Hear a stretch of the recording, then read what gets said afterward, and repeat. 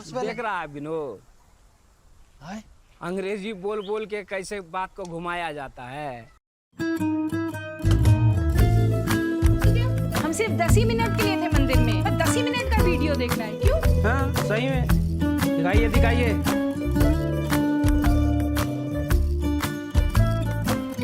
मेरी तो मंजिल पे नजर है, राहों ने कभी मील का पत्थर नहीं देखा।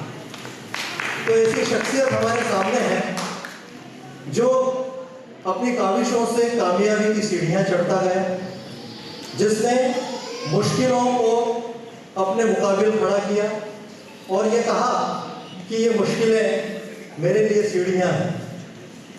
जब ये सीढ़ियां कामयाबी में तब्दील हुई तब हमारे सामने एक ऐसा कलाकार आया जिसे आप सभी ने देखा, परखा, समझा, सराहा और आज अपने मुखातिब पा रहे हैं।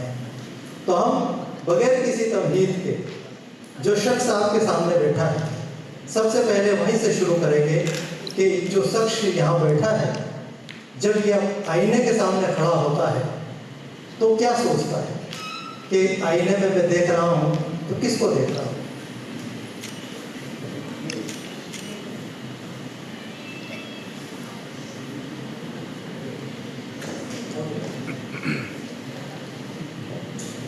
देखिए, मैं बहुत सामान्य आदमी और इंसान जब जन्म लेता है तो वो बहुत सामान्य ही होता है। मैं कुछ अपने आप को बहुत अचीवमेंट वाला इंसान नहीं मानता और ये जो नए बच्चे मुझे दिख रहे हैं ये मुझे सबसे ज़्यादा प्रोत्साहित करते हैं कि मैं इनको अपनी बात, मैं आज 40 साल का हो गया हूँ, एक 25 साल का अनुभव रहा है मेरा सिर्फ अभिनय का और अध्ययन का। तो मैं ये चाहता हूँ कि ये जो यंग, जो सीनियर है, जिनका एक्सपीरियंस है वो तो हो गया, पर ये जो यंगस्टर्स हैं इनको मैं अपनी बात बता दूँ तो हर समय आईने के सामने यही देखता हूँ कि दोस्त, किताब से दोस्ती करो, जीवन बदल जाएगा। धन्यवाद। लेकिन दुर्गेश जी, एक युवक बिहार के बहुत छोटी सी जगह से चलकर 2001 में दिल्ली आता है और 2001 से 2014 का समय बहुत छोटा नहीं होता, इतने लंबे समय तक संघर्ष करता है। वो NSD से पास आउट होता है। इस दौरान 35-40 नाटकों में अभिनय भी करता है, थिएटर ग्रुप से जुड़ता है। तो ये यकीनन ये जो 14 वर्षों का संघर्ष रहा आपका, ये कोई सामान्य नहीं रहा होगा। तो एक लड़का अगर बहुत छोटी जगह से उठकर दिल्ली तक पहुंच रहा है और फिर 14 वर्षों का संघर्ष कर रहा है, तो इसे आप कैसे देखते हैं, हमारे खास तौर से हमारे युवाओं को? देखो, स्पष्ट होनी चाहिए जीवन में तुम करना क्या चाहते हो। जब ये स्पष्ट हो जाएगा ना, उसके बाद अपने आप रास्ता बनता है। मैंने IIT का एग्जाम 2001 में दिया, मुझे लग गया कि मैं वो नहीं कर सकता। गणित, भौतिक शास्त्र, रसायन शास्त्र मेरे दिमाग में नहीं जाता। मेरे दिमाग में जाता है हिंदी भाषा, अभिनय। तो मैंने उस चीज को सेलेक्ट किया। फिर वहीं पर एक संस्था थी, Shriram centre of performing art, वहाँ मैंने तीसरे प्रयास में 2 साल का अध्ययन किया अभिनय का। फिर मैंने राष्ट्रीय नाट्य विद्यालय नई दिल्ली से 3 वर्ष का डिप्लोमा किया। फिर वहाँ पे मैंने 1 साल फेलोशिप किया। फिर उसके बाद मैंने वहाँ पर 1 साल लेक्चर किया। वहीं पर मुकेश छाबड़ा जी जो बहुत बड़े कास्टिंग डायरेक्टर हैं, उन्होंने मुझे हाईवे जैसी इम्तियाज अली की फिल्म में मौका दिया। तो आप उसको संघर्ष कहिए, पर मेरे साथ वो सीखने का समय था। एक जो छोटे शहर के लोग आते हैं उनका जीवन ही संघर्ष में जाता है। तो मेरा कहने का अर्थ है, हम अगर सीखने पर ध्यान दें और पूरी तत्परता से लग जाए, सामान्य बुद्धि के हैं ये सबसे पहले मानिए। क्योंकि अगर आप टैलेंटेड होते तो आप यहाँ नहीं होते, आप IIT में होते, आप एम्स में होते, आप कहीं नासा में रिसर्च कर रहे होते, जो कि इस एज के बच्चे कर रहे हैं, लेकिन आप आर्ट से रिलेटेड कुछ करना चाह रहे हैं, इसीलिए आप यहाँ हैं। तो मेरे हिसाब से हम एक सामान्य औसत दिमाग के लोग हैं, तो हमें, अगर हमने हिंदी लिया, संस्कृत लिया या अपनी आपकी कोई मातृभाषा ली, हमें उस पर गहन चिंतन, गहन अध्ययन करना पड़ेगा, तब जाके हम, जैसे मैंने 14 साल में कुछ अचीव किया, वैसे आपको भी एक बड़ा मौका मिलेगा। प्लीज अध्ययन जरूर कीजिए और जरूर कीजिए। यानी पढ़ना बहुत ज़रूरी है। ज़िंदगी में जिसने किताबों से दोस्ती की, ज़िंदगी में सबने उस शख्स से दोस्ती की। किताबें बहुत ज़रूरी है। दुर्गेश जी कहेंगे। यहाँ पर एक चीज़ और उठती है हमारे साथ, हमारे यहाँ के बहुत सीनियर आर्टिस्ट भी बैठे हैं जो थिएटर से वर्षों तक जुड़े रहे।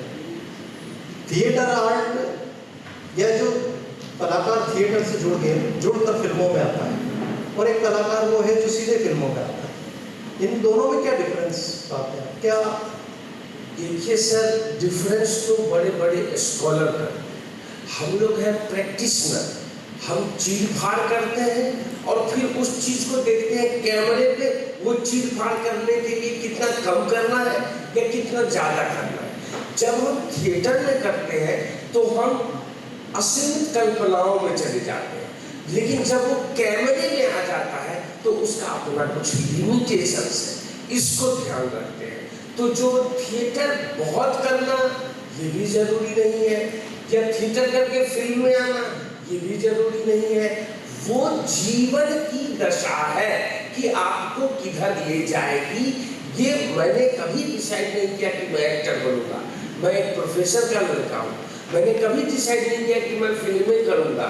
जीवन अपनी गति से आपको कहीं ले जाता है। अपने को एक खुले नदी की तरह छोड़ना सीखिए तो आप कहीं पहुंच पाएंगे। मेरा ये कहना है। बिल्कुल ठीक। ये एक अपने आप को खुले नदी की तरह रखें, निरंतर बेहतर है। ये दुर्गेश जी का हम सभी के लिए संदेश भी है। उसके बाद एक चीज़ और आती है, हमने कई बार देखा कि कई ऐसे सीनियर आर्टिस्ट हैं जो फिल्मों में रहने के बाद भी लगातार थिएटर से जुड़े रहते हैं, लगातार थिएटर में जाते रहते हैं। वो मुकेश साहब हो, परेश रावल हो, नीला गुप्ता हो, लगातार थिएटर कर रहे हैं। तो इससे एक तरह से जैसा आप कह रहे हैं, पढ़ने की आदत हमें होना चाहिए, सीखने की आदत होना चाहिए। तो थिएटर इसमें कहीं मदद करता है हमें सीखने में। एक कलाकार, जैसे आप कोई कहानी पढ़ते हैं तो कहानी पढ़ते हैं तो उसको आपको बहुत आनंद देता है, लेकिन जब उसको आप लेकर स्टेज पर आते हैं तो आप उसके बहुत डीप में जाते हैं। बहुत डीप में अनुभव मतलब औसत दिमाग नहीं, बहुत ब्राइट दिमाग लगता है उसको अचीव करने में। तो वो एक्सपीरियंस जो है वो एक अभिनेता ही बता सकता है। इसीलिए मेरा कहने का मतलब है थिएटर, इसीलिए मैं भी अभी पिछले साल ओथेलो प्ले किया था वेदाकुंडा मुंबई में। तो मैं भी इतना रेगुलर काम कर रहा हूँ फिल्मों में, वेब सीरीजों में, लेकिन मैं भी थिएटर करता रहता हूँ कि साल में एक छोटा प्रोडक्शन मैं करूँ, जिससे वो एक प्रैक्टिस फील्ड है। और असली लड़ाई आपको कैमरे के सामने करनी है, जो मैंने अपने जीवन का अध्याय बताया। जरूरी नहीं है कि आप भी वो बनाए, आप बस किताबें पढ़ें। लेकिन दुर्गेश जी, आपका जो संघर्ष का दौर, हम 2001 से भी मानकर चले तो अब 2024 में 25 में हम हैं। एक बहुत बड़ा वक्फा गुजर गया है, बहुत बड़ा वक्त गुजर। आज की जो पीढ़ी है वो पीढ़ी इतना धैर्य नहीं रख सकती। वो पीढ़ी चाहती है कि आज हम आए हैं स्टेज पर और कल हम बड़े कलाकार बन जाए। उनमें इतना धैर्य नहीं है कि वो सीखें। मुक्ति बोध कहते हैं कला के तीसरे क्षण में हमें पहुंचना है ना। फर्स्ट स्टेज से गुजरे, दूसरे स्टेज पर पहुंचे, फिर तीसरे स्टेज पर आप आएंगे, तब आपको लगेगा कि फर्स्ट स्टेज पे आप थे जहाँ पर थर्ड स्टेज पर पहुंचे। लेकिन आज की जो जनरेशन है वो आज की जनरेशन सीधे सीधे चाहती है कि हमें कोई अच्छा सीरियल मिल जाए, किसी वेब सीरीज में हम चले जाएं, या बहुत जल्दी सफलता, मतलब बगैर सीढ़ी चढ़े हम मंजिल तक पहुंच जाए। उनके लिए आप क्या कहना चाहेंगे? देखिए, आज का युवा क्या चाह रहा है इस पे मैं सवाल नहीं उठाऊंगा, क्योंकि वही बहुत वायरल हो रहा है, वही बहुत फॉलोअर्स ला रहा है, वही लाखों करोड़ कमा रहा है, तो वो मुझसे ज़्यादा कमा रहा है। तो इसलिए मैं सवाल नहीं करूँगा, सबका अपना रास्ता है। पर जब 98 में एक फिल्म आई सत्या, उससे मैं बहुत प्रभावित हुआ, क्योंकि हमारे ही तरफ के मनोज वाजपेयी जी का बहुत अद्भुत काम था। तो मैंने अपने जीवन में ध्यान बनाया कि उनकी जीवन शैली कैसे रही। तो उन्होंने LSD की बहुत चर्चा की, दिल्ली थिएटर की बहुत चर्चा की। तो मैंने एक सधे हुए शिष्य की तरह उनके सारे इंटरव्यूज को पढ़ा और तल्लीन हो गया। तो 14 साल वहाँ लगा, 12-13 साल दिल्ली में थिएटर किया। फिर उसके बाद मुझे फिल्मों में मौका मिला, तो फिल्मों में करने लगा। तो मैंने फिल्मों में आया तो लोग बोलते थे तुमने तो हाईवे में बड़ा रोल कर लिया, अब छोटे रोल क्यों कर रहे हो? मैंने बोला नहीं, मनोज वाजपेयी ने भी किया है, नवाजुद्दीन सिद्दीकी जी ने भी किया है, हमें निरंतर काम करते रहने चाहिए। तो एक शिष्य की तरह मैं करता। तब आपके सामने पिछले साल लापता लेडीज, फिर से भक्षक, या फिर 1.5 बीघा जमीन, या पंचायत भी आती है और आप बोलते हो ये तो बड़ा मजा हुआ कराएगा। तो मैंने ये 98 में सोचा था। उस समय ये डिजिटलाइजेशन नहीं आया था, इंस्टाग्राम, फेसबुक सब उतना नहीं आया था, मोबाइल एंड्रॉइड भी नहीं आया था। तो आप आज से 25 साल बाद खुद को कहाँ देखना चाहते हैं, उस चीज को तय करें और अपने मेहनत में लग जाए। तो मैं यही युवाओं को बोलना चाहता हूँ, आप खुद को कहाँ देखना चाहते हैं। आज देखिए 2 तरीका है, बहुत सामान्य तरीका। एक है कॉल सेंटर में काम करके बहुत पैसा कमाना, और एक है असली में IIT करके पैसा कमाना। तो दोनों रास्ता आपके पास है।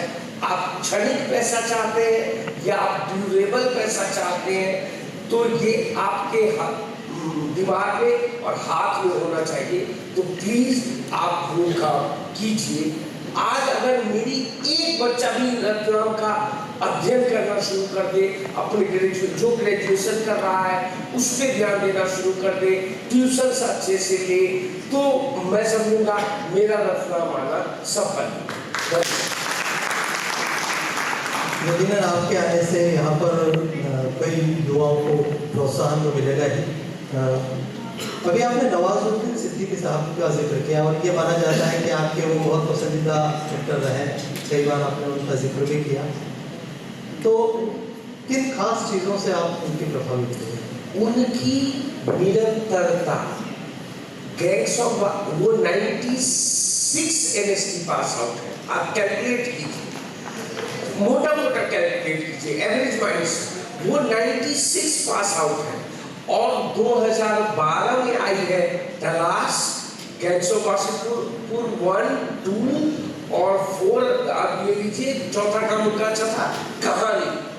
12 में ये 4 काम आए, 96, 2012, कितना समय लगा। बट इस सब सालों में वो छोटे छोटे काम कर रहे हैं। ऐसा नहीं था कि वो घर बैठे, छोटे छोटे काम कर रहे थे।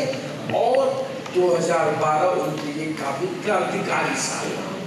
जो संघर्ष का रास्ता है, इसके बीच में कहीं डिप्रेशन का भी स्थान आता है क्या? आपने क्या महसूस किया? सर, वो तो दबाव तो आता है। आप एक नॉर्मल पत्रकार भी हैं, जब मोनोटोनी आएगी तो वो मानसिक तनाव आएगा। किसी का ज्यादा आता है, किसी का कम आता है, कोई बोल देता है, कोई नहीं बोलता है। तो मेरी स्पष्टवादिता ये है कि मुझे डिप्रेशन आया, मैंने डॉक्टर से कंसल्ट किया, और आज मैं हेल्दी इंसान हूँ। ये वो एक बुखार है, ये उसी तरह का काम है, लेकिन वो बहुत गंदा है। तो प्लीज अगर अभिनय को अपने कैरियर की तरह चुनाव करना चाहते हैं, तो ये सब हमेशा ध्यान रखें। पैसा, अध्ययन और बिना लड़की, इन तीनों चीजों से तपस्या करनी होगी, तब आप कहीं अचीव कर पाएंगे। और आज के युवाओं के पास तो कई सारे प्लेटफॉर्म्स हैं जी। पहले तो एक थिएटर या फिल्म ही हुआ करती थी, अब तो OTT प्लेटफॉर्म्स भी आ चुके हैं, वेब सीरीज जैसा कि आप कर रहे हैं, कई सारे प्लेटफॉर्म भी हैं, उनके लिए बहुत सारे अवसर हैं। आपने जब थिएटर से फिल्म की तरफ आए, फिल्म के बाद अब आप वेब सीरीज की तरफ बहुत अच्छी कामयाबी से आगे बढ़ रहे हैं, लोग पसंद कर रहे हैं आपके किरदार को, आप क्या फ़र्क पाते हैं? जो मैं वही बोल रहा हूँ, वो फर्क स्कॉलर का काम है। मैं तो फील्ड में काम करता हूँ। आप मुझे डायलॉग दीजिए, बोलिए ये थिएटर पे करना है, मैं उसको उस तरह से करूँगा क्योंकि वो मेरे 12 साल का अनुभव है। और आप मुझे बोलेंगे ये कैमरे पे करना है तो कैमरे के हिसाब से करूँगा। वो मैकेनिज्म मेरा ट्रेन हो गया हुआ है, मैं उस हिसाब से बिहेव करता हूँ। इसका कोई बहुत ऐसी कोई किताब ही नहीं लिखी गई कि थिएटर की एक्टिंग अलग है और स्क्रीन की एक्टिंग अलग है। ये हमारा आपका बात करने का एक चर्चा हो सकता है, पर ऐसी कोई स्पेसिफिक चीज होती नहीं। निश्चित रूप से अभिनय होता है, कला होती है, वो हर कहीं बोलती है, हर कहीं दिखती है और महसूस की जाती है। एक बहुत महत्वपूर्ण सा सवाल यह भी उठता है, अभी आपने जिक्र किया कि निरंतर अध्ययन करते रहना चाहिए और चूँकि अभिनय से जुड़े हैं तो निरंतर अभिनय जो भी रोल मिले आपको करते रहना चाहिए। आपने इस पूरे अपने थिएटर से लेकर अभी तक के दौरान किस ऐसे रोल को खास महसूस किया जो आपके दिल के करीब रहा या जिसे आपको अभिनय करने में ऐसा लगा कि ये तो मज़ा आ गया? सर मैं बताऊं, ऐसा उतना थोड़े थोड़े क्षणों में अनुभव हुआ है, पूरा तो अनुभव नहीं हुआ। जैसे मैंने 12 एंग्री मैन में जूरी नंबर 8 किया था, जिसके लिए मुझे बीजिंग चाइना में बेस्ट आउटस्टैंडिंग एक्टर का अवार्ड मिला था। फिर उसके बाद मुझे चेरी ऑर्चर्ड किया, जिसमें लोपा खेल करते हुए मुझे बहुत अच्छा लगा। रॉबिन दास जी ने डायरेक्ट किया था और वो कृति जैन जी ने वो 12 एंग्री मैन डायरेक्ट किया था और ये सब थिएटर के प्लेस है।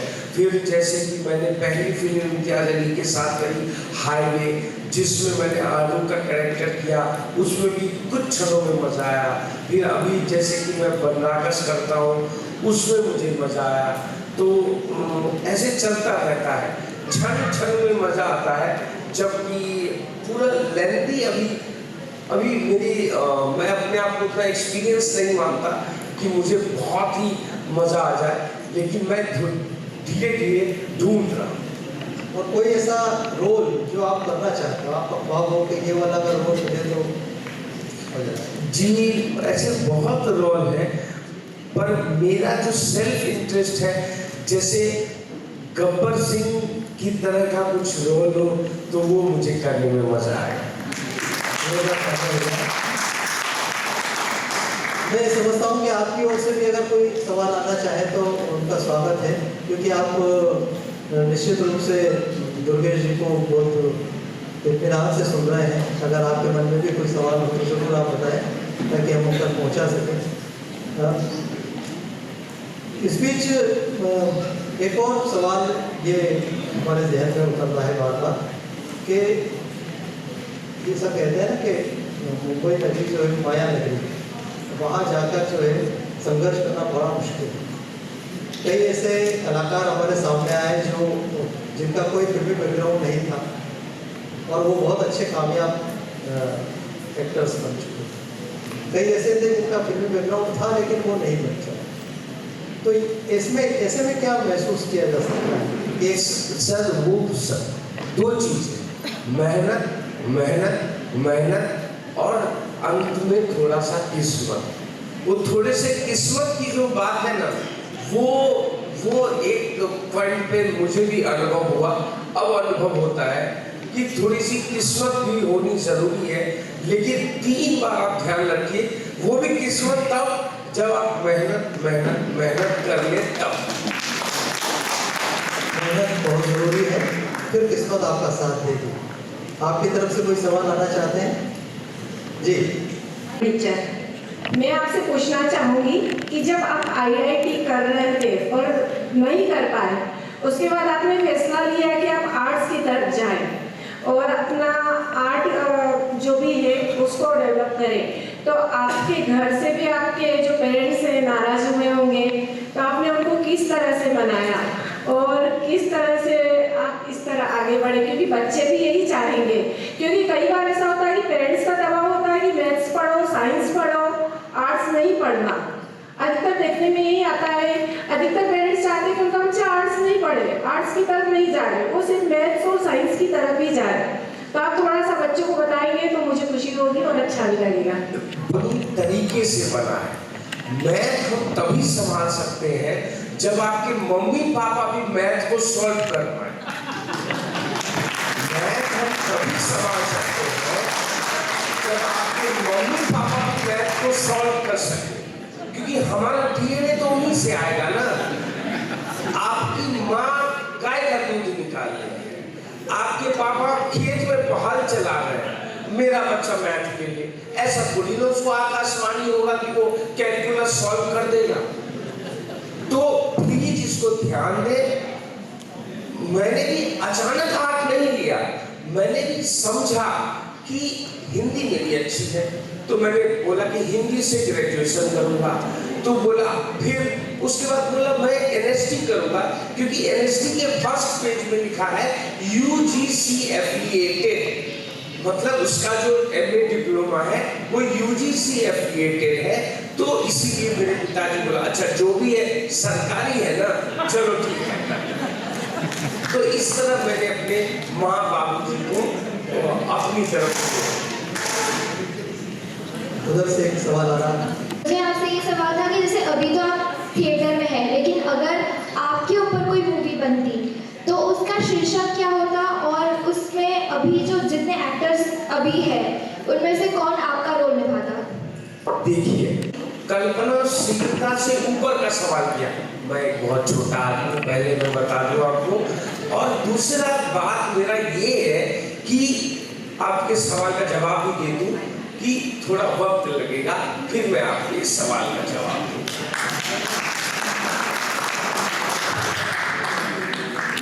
हर एक रोल्स में झोंकते हैं, ठीक है।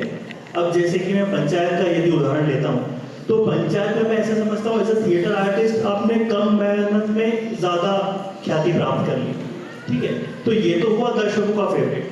लेकिन यदि मैं आपका फेवरेट मूर्छना हूँ जिसमें आपने बहुत ज़्यादा मेहनत झोंकी है, लेकिन वो रोल इतनी ख्याति प्राप्त नहीं कर पाए, तो आपका क्या जवाब होगा? मेरा काम मिले ना, उसमें भी उतना ही मेहनत करता हूँ मैं, मेहनत में कोताही नहीं करता, इसीलिए मेरा किस्मत वर्क कर गया। बहुत बहुत धन्यवाद। और कोई सवाल आपके बीच से? पंचोली, और मैंने पंचायत सीरीज देखी है, तो आपको कितनी मेहनत लगी वो एक भूषण का कैरेक्टर निभाने में, वो एक फल राक्षस, किस तरह से आपने उस कैरेक्टर को निभाया, कितनी मेहनत लगी आपको वो करने में? देखो, सबसे पहले लाइन्स याद करो, स्पष्ट रूप से बोलो, और वो है यूपी का कैरेक्टर। शूट करते हैं मध्य प्रदेश में, तो आप कंफ्यूजिया जाते हो कि मध्य प्रदेश का लैंग्वेज पकड़े कि यूपी का लैंग्वेज पकड़े। फिर हमने यूपी के बलिया में थोड़ा डिक्शन पकड़ा। उसके बाद मैंने क्या किया, उसका बिहेवियर देखा कि बलिया में लोग बिहेव कैसे करते हैं। फिर उसके बाद आया कि ह्यूमर क्या है, मैं कॉमेडी कर नहीं रहा हूँ और तुम्हें लगेगा कॉमेडी, तो ऑनेस्टी से करना है, डायलॉग याद करना है, ऑनेस्टी से करना है, और बीइंग द सिचुएशन रहना, सिचुएशन में रहो, और वो वर्क कर गया। Thank you. जैसे मारवाड़ मीडिया फेस्ट आज रतलाम हो रहा है, पिछली बार भी हुआ था। हमारी कलाओं को आगे बढ़ाने में ऐसे आयोजनों का कितना बड़ा योगदान है? देखिए सर, ये भी मेरे लिए बड़ा सवाल है, क्योंकि मैं अपने आप को उतना योग्य नहीं मानता हूँ कि मैं किसी क्षेत्र के कला संस्कृति का विकास कैसे होगा इस पर कुछ वक्तव्य दे दूं। आपने मुझे बुलाया, मैं 4 युवाओं को प्रोत्साहित कर दूं, बस मेरा इतना ही है। मैं आपको ईमानदारी से बताऊं कि दैट इंटेलेक्चुअल, दैट पार्टिकल कुछ बोल दूं, वो सब व्यर्थ है। एक चीज ध्यान रखिए सर, सत्य के साथ बोला गया छोटा वाक्य ज्यादा महत्वपूर्ण है। यथार्थ में पूरा रामायण महाभारत झूठ अर्थ में बता। बिल्कुल सही बात है। लेकिन एक वो समय था जो आपका भी दौर रहा होगा कि जब आपको इन चीज़ों की जानकारी लेने के लिए या ऐसे कलाकारों से मिलने के लिए बड़ा संघर्ष करना पड़ा होगा। एक छोटी सी जगह से निकलकर आप बड़ी जगह पर जाएं। आज बड़े जगह के कलाकार से आप यहाँ तक आए हैं, रतलाम बहुत छोटी जगह है, तो यहाँ तक आप आए हैं, तो इन जो आज की पीढ़ी है इनके लिए बहुत बड़े सौभाग्य की बात है। वो उस मामले में मैं सही बोलूंगा सर कि आपके लिए ये आयोजन एक अमृत साबित हो सकता है अगर आप इसको सिर्फ चाय पानी और नाश्ता न माने तो। क्योंकि मैं जो बोल रहा हूं वो मेरे 40 साल का अनुभव का निचोड़ है। तो कोई यंग आदमी अगर आज वो सुन ले कि मुझे हिंदी भाषा पर काम करनी है, मुझे एक अच्छा साहित्यकार बनना है, मुझे एक अच्छी संस्कृत पढ़नी है, मुझे इतिहास पढ़ना है, मैं वो चाहता हूँ बजाते कि मैं बॉम्बे चलूँ एक्टर बन जाऊँ क्या? वो मत कीजिए, वो मत कीजिए। साहित्य से प्रेम कीजिए, इतिहास से प्रेम कीजिए, इन किसी एक विषय से तो प्रेम कीजिएगा। रोजी रोटी तभी तो चलेगी। रोजी रोटी क्या है ना कि आप कमाएंगे कैसे? किसी एक चीज में मास्टरी होगी तभी आप कमा पाएंगे। सही से बोल ले, इसके भी 10 जॉब, वॉइस ओवर, रेडियो में, इधर उधर लेक्चर देने में, सही भाषा ज्ञान हो जाए, उसके भाषा का भी साइंस है। तो प्लीज बी सीरियस। ऐसे आयोजनों को चाय पानी नाश्ता का आयोजन मात्र मत समझे। युवाओं को बोल रहा हूं। धन्यवाद। बहुत बहुत धन्यवाद दुर्गेश जी।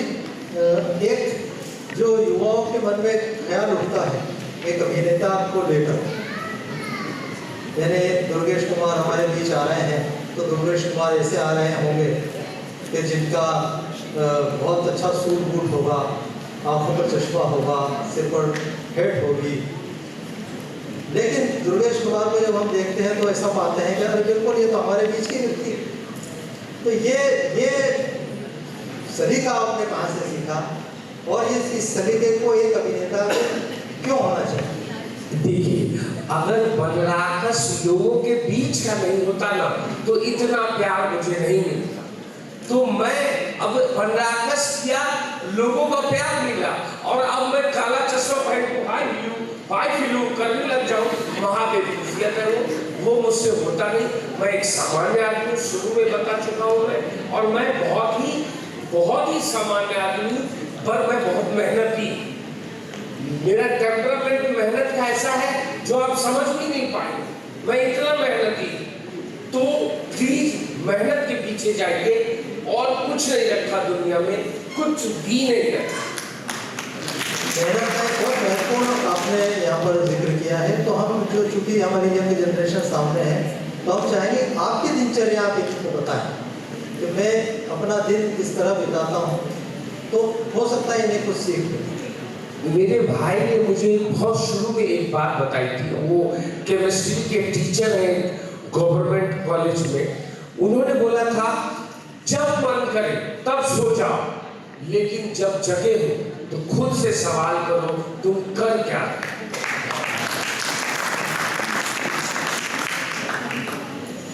आपकी जो वर्किंग होती है जब आप थिएटर में काम करते रहते हैं कितना आप? मैंने मैक्सिमम 48 घंटे 3 महीने रेगुलर काम किया बिना सोए। एक कलाकार को कलाकार बनने में किस तरह की मेहनत करना पड़ती है, इसका जीता जागता प्रमाण है दुर्गेश कुमार जी हमारे बीच में। हम चाहेंगे अर्चना जी अब आपकी तरफ से। हाँ, प्रश्न है कोई? यस सर, बहुत अच्छा लग रहा है आपको यहाँ पे पंचायत सीरीज के बाद यहाँ सामने देखते हैं। सर मैं आपसे सिर्फ एक चीज़ पूछना चाहता हूँ, जैसे आपने कहा मेहनत करते रहिए, पर सर कई बार ऐसा आपके करियर में भी हुआ होगा कि आपने किसी सीन में बहुत मेहनत करी बट उसका जो रिजल्ट आपको मिलना चाहिए था शायद वो आपको नहीं मिला। तो सर उस समय पे आप उस फेज में कैसे उसको टैकल करते थे? छोड़ दो, भूल जाओ उसको, क्योंकि वर्ग क्या करेगा वो रामायण को, राम को भी नहीं पता था कि वो 14 साल वनवास क्यों गया। लोग हम सब जानते हैं कि रावण को मारने के लिए उनका जन्म हुआ, लेकिन 14 साल वनवास भी तो गए वो। तो 14 साल वनवास को वो ध्यान में रख के जाते कि मुझे 14 साल वनवास जाना है, तब तो वो जाते ही नहीं। रावण मरता ही नहीं, युद्ध होता ही नहीं। तो इसीलिए 14 साल वनवास भी होता है, रावण भी मरता है, सत्य की जीत भी होती है। नमस्ते सर। नमस्ते सर। मेरा नाम दीपेंद्र सिंह राठौर है। और सर मेरा एक सवाल है कि जब आपका स्ट्रगलिंग फेज था तो सर आपकी जो आर्थिक स्थिति थी तो आपने स्ट्रगल कैसे किया, मतलब उस पर आपने कैसे फेस किया? बहुत अच्छा सवाल, ये सवाल बहुत अच्छा है आपका। एक्टिंग लाइन में अगर जाना है तो ध्यान रखो, पैसा और नो नशा और नो गर्लफ्रेंड सर्लफ्रेंड, प्लीज ये 3 चीज याद रखो। आज बोल दे रहा हूं और बहुत सीरियसली बोल दे रहा हूं, मैंने किया इसीलिए मैं यहां पहुंचा कि पैसा होना जरूरी। मेरे बाबूजी प्रोफेसर है, मेरा बड़ा भाई केमिस्ट्री का टीचर है, लेकिन फिर भी दिक्कत आई। इस बच्चे ने बहुत अच्छा सवाल किया, तुम करोड़ रुपया लेके बॉम्बे चले जाओ फिर भी दिक्कत आई, और ऐसी दिक्कत के लगेगा यार बॉम्बे छूट जाएगा क्या, ऐसी दिक्कत आई, आगे पीछे दाएं बाएं कुछ समझ में नहीं आएगा। और तब तुम्हारे पास एक ऐसा दोस्त होना चाहिए, यार 4 दिन से खाना नहीं खाया हो, 500 रुपया मिलेगा क्या, और वो तुम्हें दे दे, बस ये दोस्त जब होना बहुत महत्वपूर्ण जवाब दुर्गेश जी से हमें मिले। हाँ, एक और नीरज भाई हमारे यहाँ के बहुत सीनियर जर्नलिस्ट हैं, नीरज शुक्ला। नमस्कार। मेरा सवाल ये है कि एक बड़े पर्दे पे 3 घंटे की फिल्म देखना और एक वेब सीरीज के रूप में जो चलन चल रहा है और बहुत ज़्यादा पॉपुलर भी हो रही है, तो अभी बहुत सारे घरों में ये माहौल है कि नहीं वेब सीरीज नहीं देखना, उसमें गालियाँ भी परोसी जा रही हैं, कंटेंट कुछ तो भी आ रहा है। तो आप दोनों में क्या, चूँकि दोनों में आपने काम किया है, दोनों में क्या लगता है कि आपको दोनों में क्या क्लियरिटी होना चाहिए और किन चीज़ों पे बचना चाहिए निर्माताओं को, और जो है उसमें क्योंकि बच्चे हमारे सामने हैं तो इन दोनों चीज़ों में से क्या चुनना बेहतर होगा? सर आपका सवाल मैं समझा, लेकिन ये फैक्ट्री के मालिक से किया जाना चाहिए, हम फैक्ट्री के मजदूर हैं।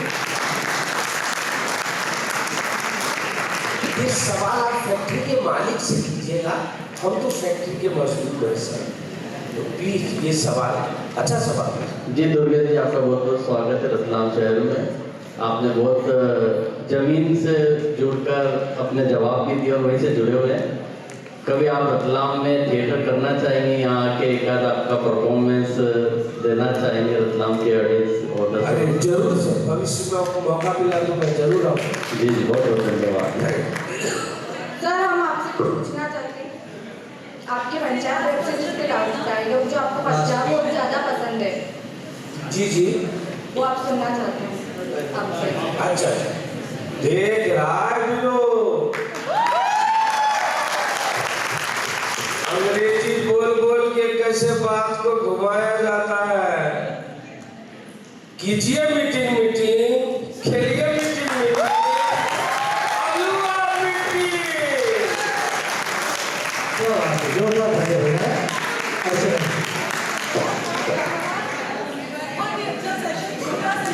अच्छा लगा दुर्गेश जी के पास जब टाइम हो, समय हो। आज हमने बहुत पुरानी स्मृतियां रिवाइव की है रतलाम के थिएटर वर्ल्ड की, तो वो जो है उसको वापस कैसे जिया जा सके। बहुत प्रबुद्ध वर्ग यहाँ पर बैठे हुए हैं जो वाकई थिएटर के साथ जुड़े हुए हैं, बहुत कुछ करना चाहते हैं। तो आज के अभी मुझे थोड़ी इसीलिए चिंता हो रही है, 9 बजे की इनकी फ्लाइट है, तो बस मैं नगर शर्मा जी को इन्वाइट करती हूँ। सर प्लीज आए, इनको एक मोमेंटो देकर उनको सम्मानित किया जाए।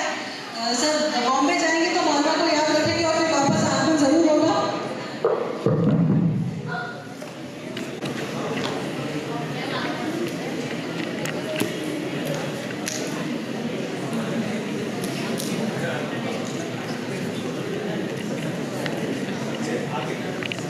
आशीष सर थोड़ा सा